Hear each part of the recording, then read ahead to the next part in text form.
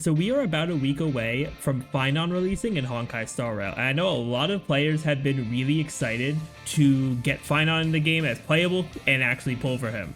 So today I want to go over his full kit as well as his signature light cone to talk about how much value I think he's going to have if you pull for him on your account.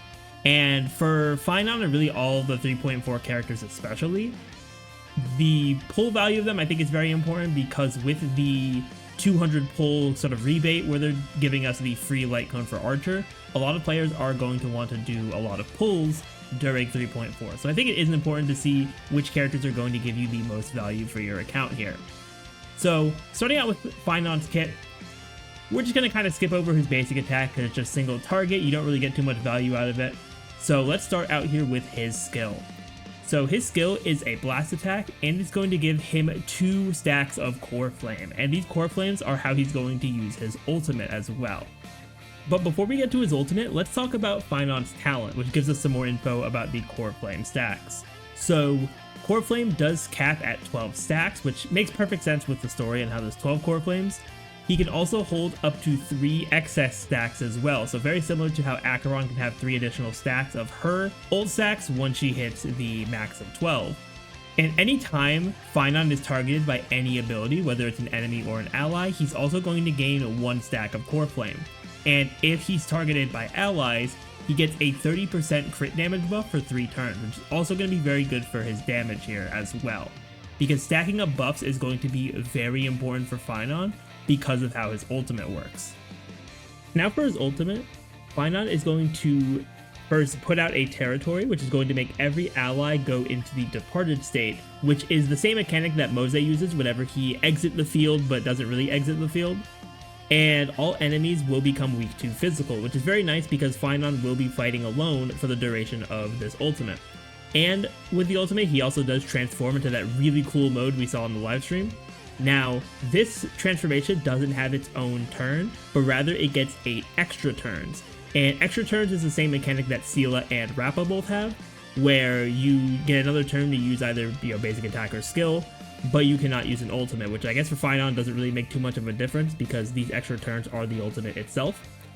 And these extra turns have a fixed speed, which is equal to 60% of Phainon's base speed, so a bit slower than his normal speed, but it is still pretty solid there. And at the start of the last extra turn, he's going to launch an AoE finisher attack, which is considered as ultimate damage, but we'll talk more about that when we get to that ability here, because he does have a few different abilities when you are in the transformed state. The first one is the transformed basic attack. This attack is going to give him 2 stacks of Scourge, which are really important for the third ability that we have for his transformation, and this basic will deal blast damage as well, so hitting the main target and adjacent ones, which you will be weaving these in a decent amount, so you can continually build up Scourge, because you do want to build that up to at least 4 stacks at a time, where the maximum stacks for Scourge is going to be 7. Then, during the transformation, Phainon actually has 2 enhanced skills. The first one is the Calamity skill. So this one acts as a counter attack kind of mechanic. So when using this, Phainon is going to gain 1 Scourge per enemy target that is currently on the field. And when you use this, you're going to gain 1 stack of Soul Scorch, and all enemies will immediately take action. And while Soul Scorch is active, Phainon is going to have 75% damage reduction, which is really huge, especially since none of your other characters can act. And anytime the enemies take action, they're going to give Phainon an additional stack of Soul Scorch as well. And once every enemy has taken action, Phainon is going to launch an AoE counter hit against all enemies there. And this is also considered a follow-up attack as well, so if there's any follow-up specified buffs that are on him when he transforms, he'll also be able to benefit from those as well. And every stack of Soul Scorch that Phainon builds up during this is going to increase the damage multiplier of the counter by 20%.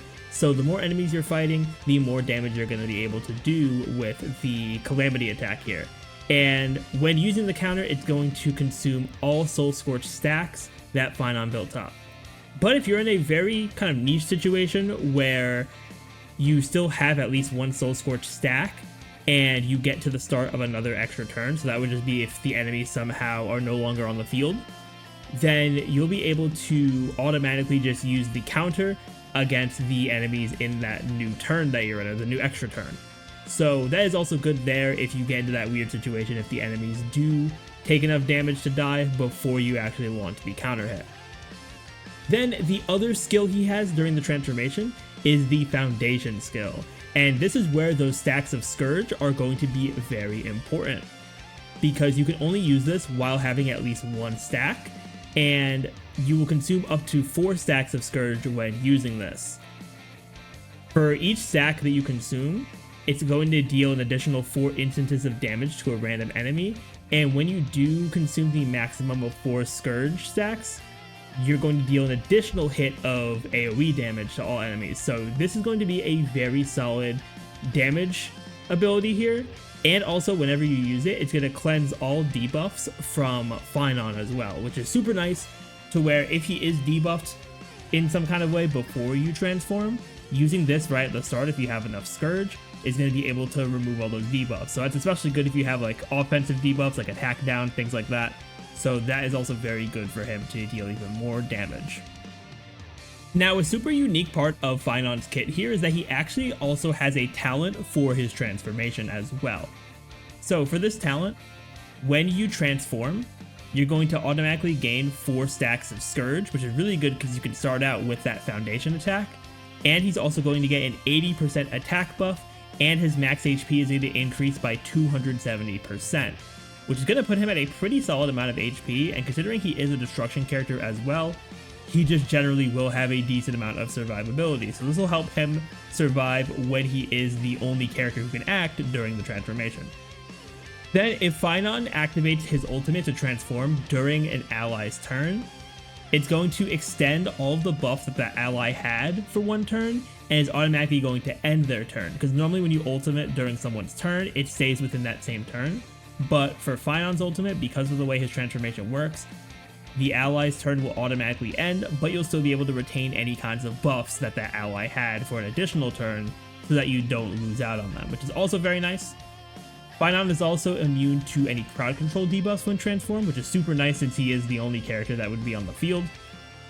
And obviously with all the abilities he has, Phainon cannot repeatedly use his ultimate. You have to completely go out of the ultimate to be able to build up his core flame stacks again, which is also very good there.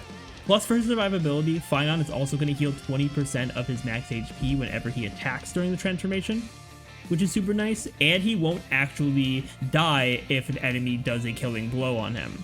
If that happens, he's going to heal 25% of his max HP, and he's immediately going to launch that final finisher for the transform state, which will be a nice sort of burst of damage there, and also he'll still be able to stay alive. And whenever he ends the transformation at the end of the ultimate, whether it's through taking that final blow, or if he goes through all of the extra turns, all allies are going to get a 15% speed buff for one turn as well, which is really nice to just get some extra actions in certain situations and try to get Phainon back to having 12 core flame stacks as quickly as possible. Then for the technique here, Phainon is going to increase the maximum amount of technique points for the team up to 8, and whenever using his technique, it's actually going to consume 2 technique points when it hits enemies. And it's basically an AoE version of Acheron's, where it's going to hit all enemies in range, and if they're a normal enemy, they'll automatically be defeated, which is super nice for getting through like Simulated Universe as well. So that is also very good. And anytime you enter battle with this technique, all allies are going to gain 25 energy.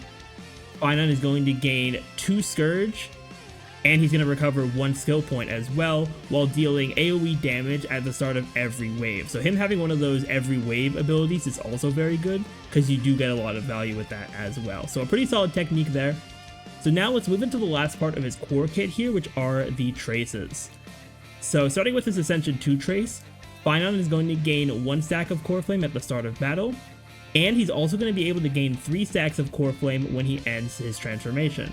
So if you are able to get the overcap ones as well through his talent, plus these 3, when you end the transformation, you will be at 6 already, which is pretty easy to get back up to 12 from that point. So you can get some pretty quick transformation cycles as well with this trace here. Then for the Ascension 4 trace, whenever he receives healing or shielding from allies, he's going to deal an additional 45% damage for 4 turns. And you can only trigger this effect once per turn as well. So you can't like stack it up a lot if you're getting a lot of healing or shielding from allies, especially allies who will heal you like consistently as actions happen, like Ho-Ho for example. So that is also important to keep in mind.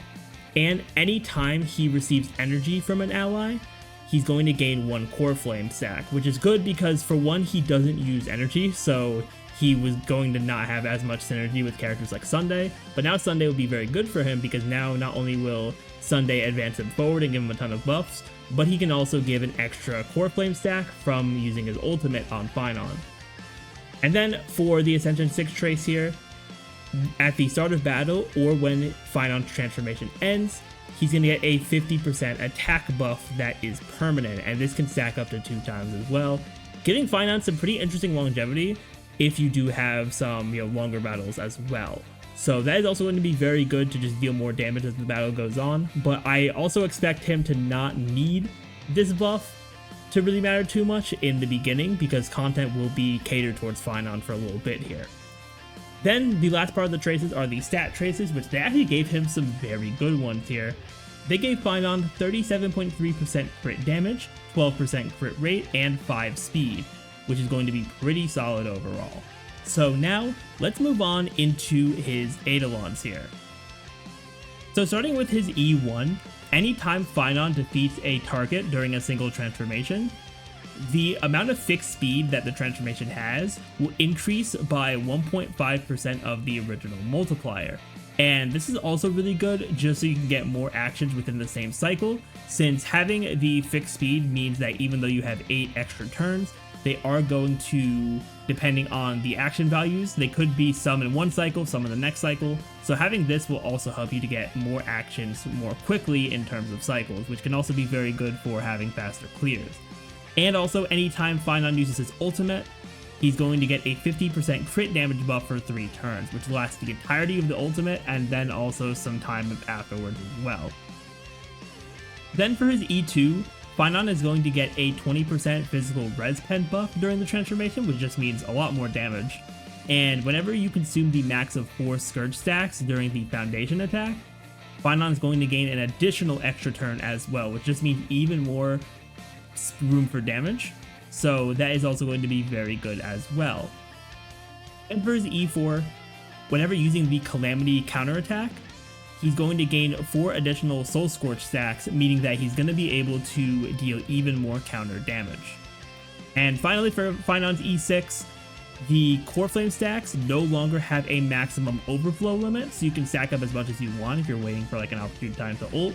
But you also do get 6 additional Core Flame stacks at the start of battle, making that first transformation extremely easy to get.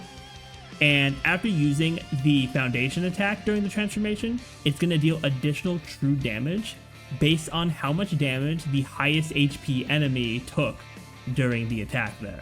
So that'll be a nice way to get some extra damage there as well, plus make it very easy to get into that transformation, and also possibly chain transformations depending on how quickly you can overcap the Core Flame stacks. So that's everything there for Phainon's kit. So now let's talk about his signature light cone here. So Phainon's signature light cone is going to give him 12 base speed, which is going to be nice to increase the fixed speed multiplier of the transformed state. And anytime the wearer will deal damage, they're going to ignore 18% of the target's defense, which is really good to just get even more damage, so also having some defense ignore in addition to all of the offensive buffs within Phainon's kit. And anytime the wearer of the light cone uses their ultimate, they're going to gain the Blazing Sun effect until the next turn for them starts. And while they have Blazing Sun, they're going to deal 60% more damage as well. So a lot of really powerful buffs here on the light cone, which will give him a lot more damage. So now that we talked about both the kit and the light cone, let's give my thoughts about his overall value here. So I think Phainon is going to be a very strong DPS character, especially on release with the way he works, and also considering the way Hoyoverse in general just deals with releases, where the content will be catered towards Phainon probably. Well, probably Phainon, Saber, and Archer having a sort of mix of what they're good for, but Phainon should do especially well. He has a lot of really good synergy with any character that can target allies with their action, so a lot of buffers, some of the healers as well, if they're specifically targeting allies, can be very good. If you have characters that give energy to the team, like Huohuo or Sunday, they're going to be able to also give him some extra stacks of the Core Flame as well, so you can get those transformations faster. Now, when it comes to his damage output, I think his signature light cone is going to make a very big difference. And I think if you're someone who really wants to use Phainon for a while, I think it's going to be very valuable to get. But if you either don't have the resources to go for the light cone, or if there's other characters you're going to be pulling for, because there are several really good characters that are going to be during the 3.4 update, so if you're not focusing on the light cone at first, honestly, that's probably fine. Because he does probably have some good other options there. Like, I think the Herta Shop light cone will also be just fine on him. That's probably what I'll use at first, because I do want to get my Saber before I focus in on getting his light cone. And I do think that in the future, he could get even better as well with getting possible dedicated supports. We'll have to see if Ceridra is going to have some really good synergy with him, but we won't know anything about her kit for a while. So we'll circle back to that once we know what Ceridra is going to do. So overall, I think Phainon has a pretty solid pull value for right now for a lot of players, because he does work very well with a lot of characters, and he should just be a very good presence for a lot of teams if you're looking for a strong DPS character. But I also don't blame people if they want to wait on Phainon, because if he does run into the issue later on with power creep, that a single transformation doesn't fully get through like enemy waves and you have some downtime, that is not going to be a very good look for him. So we'll have to see how he's going to end up performing with that. I think the true test for Phainon will be to see how he performs between when he drops and a few patches down the line when he gets a rerun. But that is everything I have for Phainon here. Thank you all so much for watching, and I'd love to hear if you're going to be pulling for Phainon down below. I will have videos lined up as well talking about Saber's kit and Archer's kit, so if you are interested in more content for Honkai Star Rail and the other gacha games I play, definitely be sure to hit that subscribe button. But thank you all so much for watching, and I will see you all next time.